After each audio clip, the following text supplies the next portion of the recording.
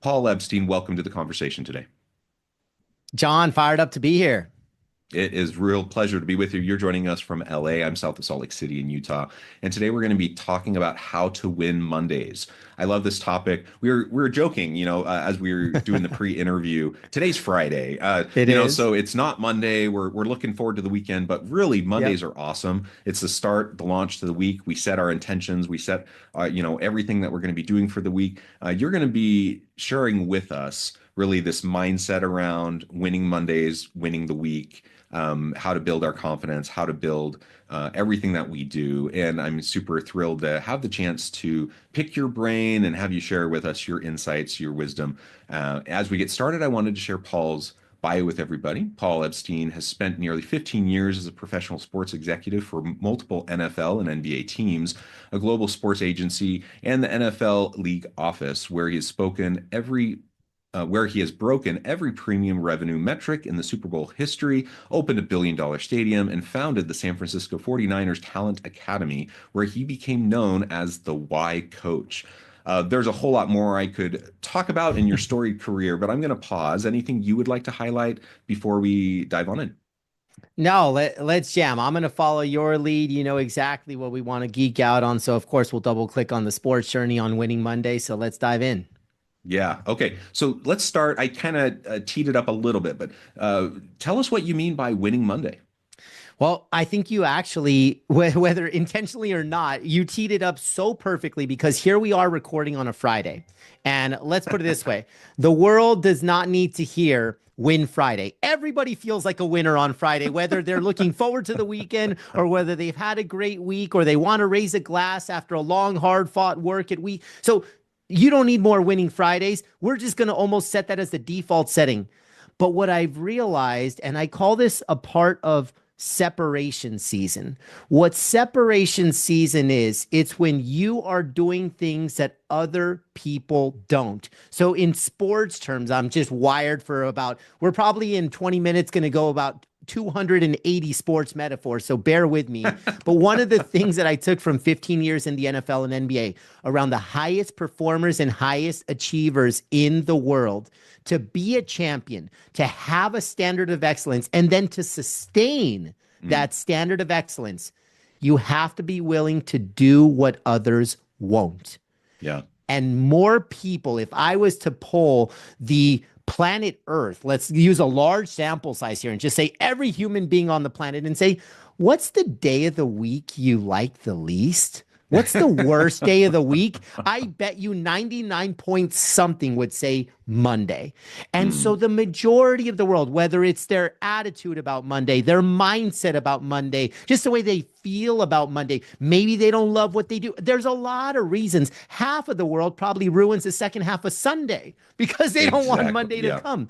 And so if we can make your life 1%, 5%, 10% better on a Monday, fundamentally it changes. And if most people waste Mondays and you win Mondays, imagine you versus your competition, you versus other folks that you want to win in success, in goals, in career, in any other outcome that you want. If the majority of the people that you're trying to climb the same ladder with waste Mondays, and at the end of this year, you win every Monday, that's a separation season. And so the spirit of it, John, is this, and it's very simple. What I mean by win Monday is take one action, just one, to make it a winning day. You would now have momentum to make it a winning week, momentum to make it a winning month, and momentum to make this your most winning year yet. And it only requires one decision, one commitment, and one strategy to win Monday. Well, I love it. And you're absolutely right. And you mentioned not only do we often waste Mondays, or at least the first half of Mondays, right? It takes us so long to Totally. just get going. But how much, I mean, we only get so much time off to spend time with loved ones, friends, family, to reset, to Sure. relax, to rest, and then we waste half of it because we have the Sunday blues because we're dreading going back to work on Monday, right? Yeah. Yeah. And so like that's terrible. So if let's really use the time we have off, if we have the type of job where we have Saturday, Sundays off, like why would we waste half of our time off dreading going back? Like, let's actually live in the moment and actually spend time with loved ones. Let's actually utilize that time, rest, relax, and not spend it stressing. And then we can actually truly reset and then go back to Monday with momentum and not waste that time in, that first half of the day or the whole day to get back into our week. You're absolutely right. I mean, if you look at 52 weeks in a year, that's 52 days of like added competitive advantage, right?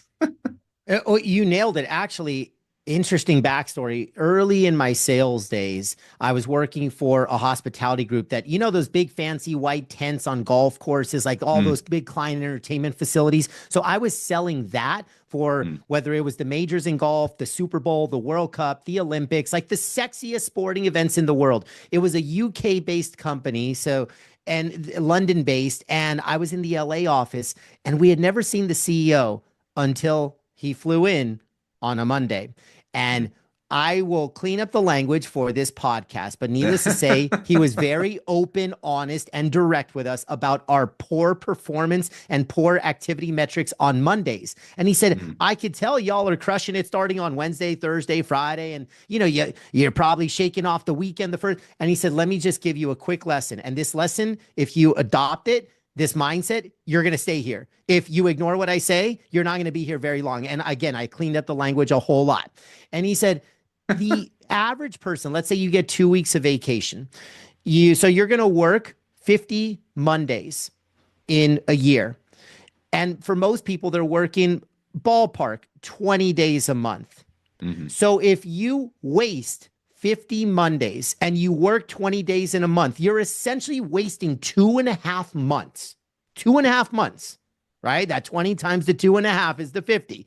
You're wasting 2.5 months of productivity, of performance. And if you really want to hold yourself to a standard, which to me, this is about your character, this is about your values, this is about what you stand for as a human being, as a professional, as a brand builder, as somebody that wants to grow and thrive, you should have pride.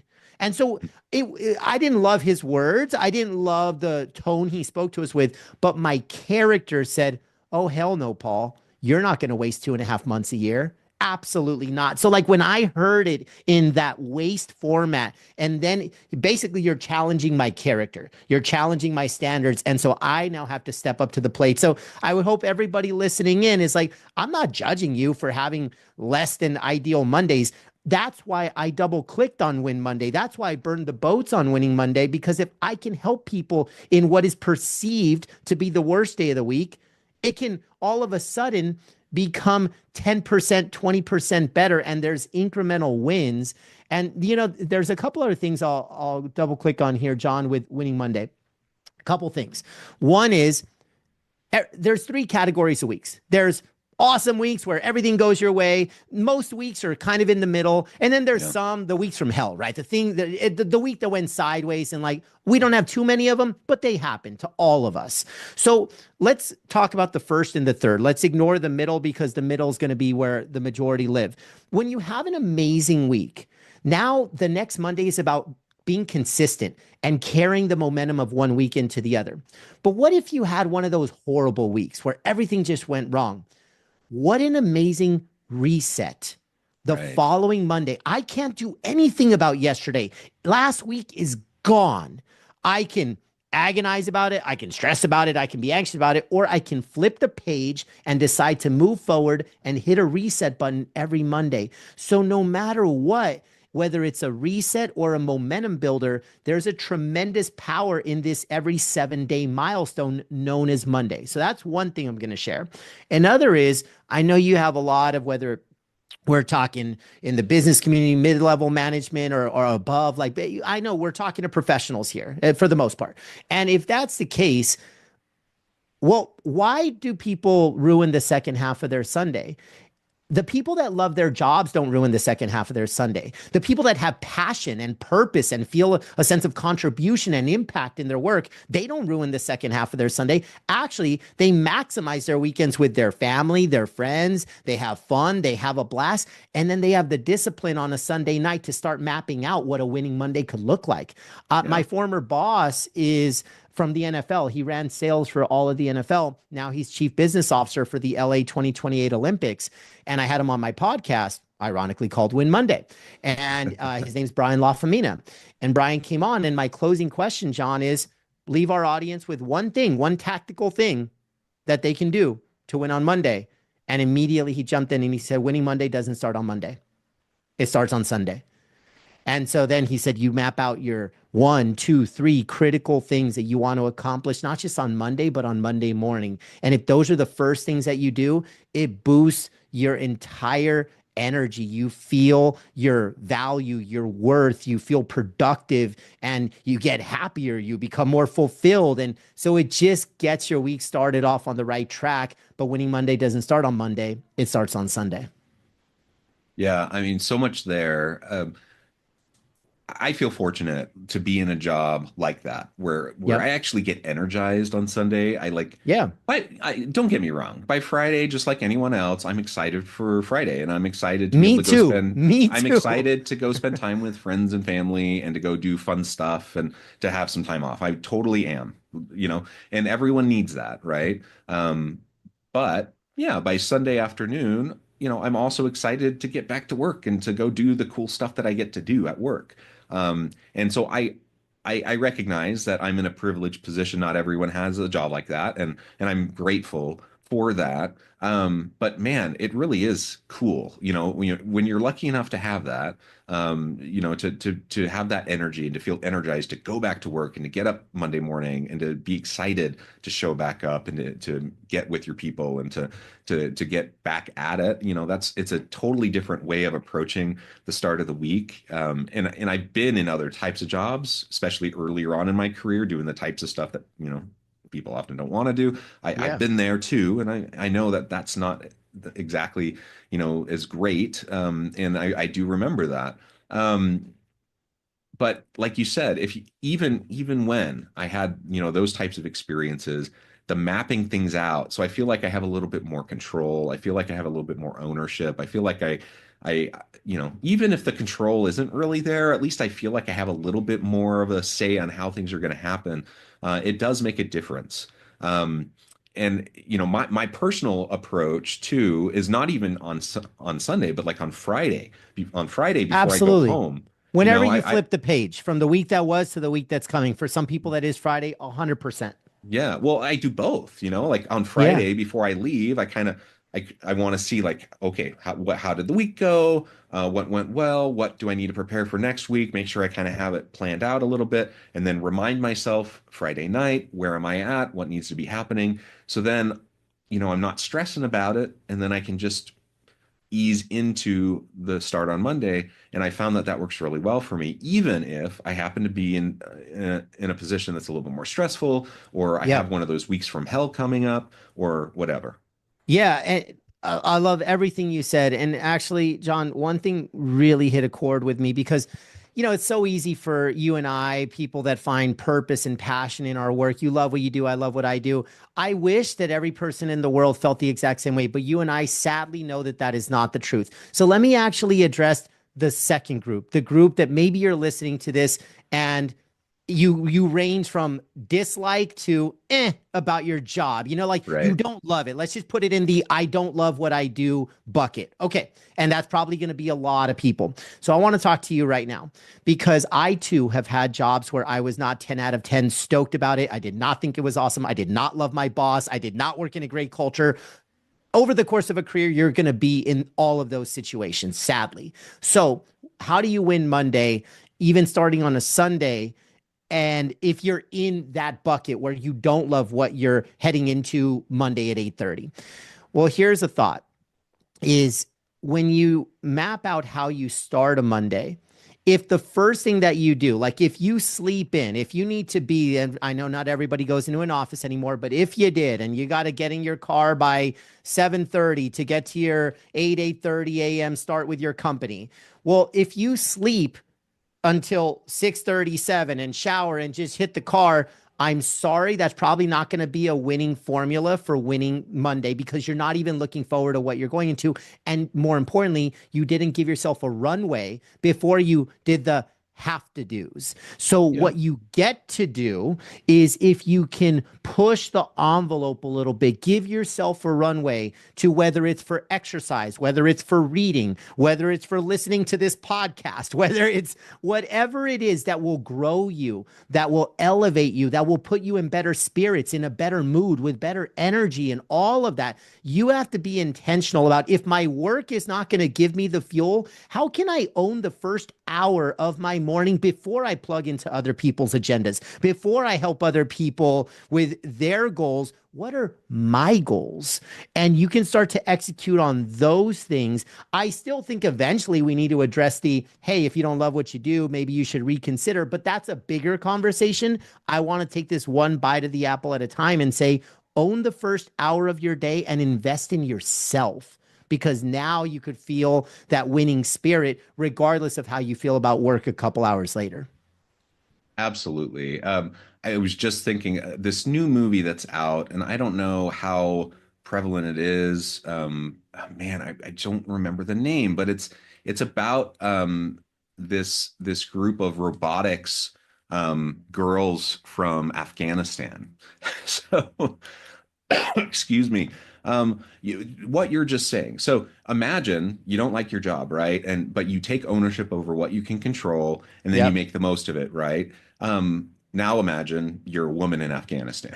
Okay, Mm. like one of the worst possible situations you can be in. And in this movie, it's out right now, but I think it's in limited release in theaters. I just saw it the other day, and a woman who is not even allowed to touch a computer, right? Yep. She finagles her way into like making an agreement with this shopkeeper who has a computer that he doesn't even know how to use, but she knows he has it, and if he can learn how to use it, he can like charge money for people to come into his shop and like use the internet, right? And so she's like, if you can let me come in an hour before you open your shop every day, I'll learn how to use it, and then I'll teach you how to use it. And she learns just from getting a book, a used book.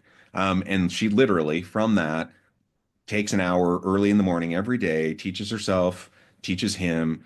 From there, ends up starting her. She's the first person. This is a true story. She starts the first woman-owned tech business in Afghanistan. She then opens computer schools across the country. She then starts the first like woman-led robotics team in Afghanistan, who then goes around the world in robotics competitions. They end up winning robotics competitions. Like it's this incredible story, and it's all true, and it all happens because of someone in the worst possible situation and conditions who just takes ownership over like their situation and makes the most of it, and then creates their own reality, right? Like Yeah. how amazing. And if someone can do it in that circumstance, I guarantee we can all do it. Like, right?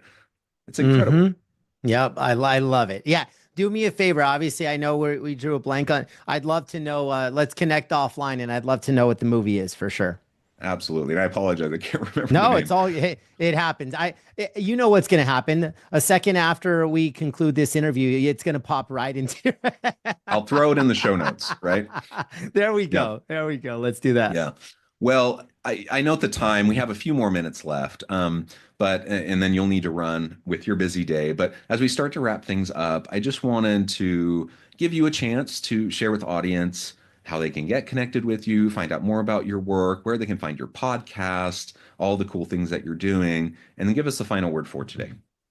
Absolutely. So paulepsteinspeaks.com, that is the home of all things, whether it is, hey, if you're a leader, you're hosting events, and as a speaker, if it's one of my best-selling books, The Power of Playing Offense, which is frankly the leadership playbook I never had for my 15-year journey in sports. I basically said, what did Paul need when he became a manager and he didn't have a playbook? So I wrote the playbook that I wish I had, and that one Mm, is The Power of Playing Offense. My second book, Better Decisions Faster, is all about how do we have unshakable confidence at our most critical forks in the road of business and life.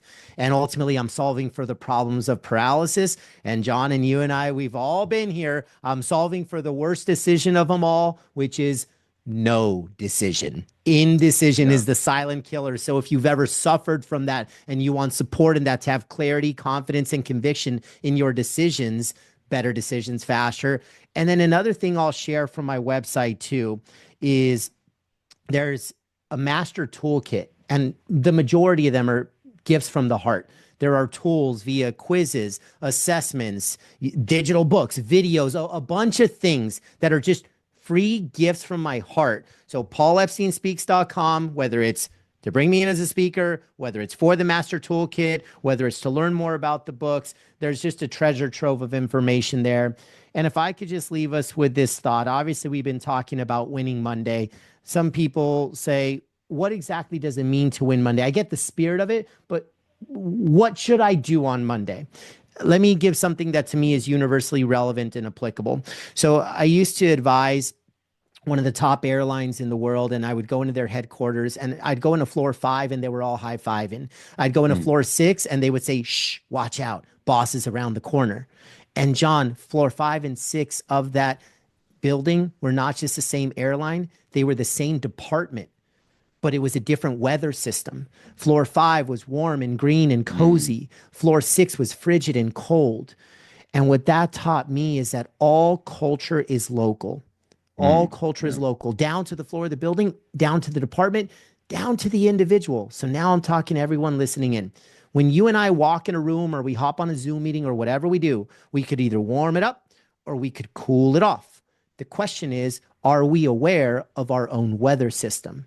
And so when you are aware and you intentionally choose warmth, it invites warmth, it attracts warmth. The market becomes warmer, your results becomes warmer, your future becomes warmer. So this coming Monday, the way that I want you to win on Monday is identify one room that you could warm up. Identify one relationship that you could warm up.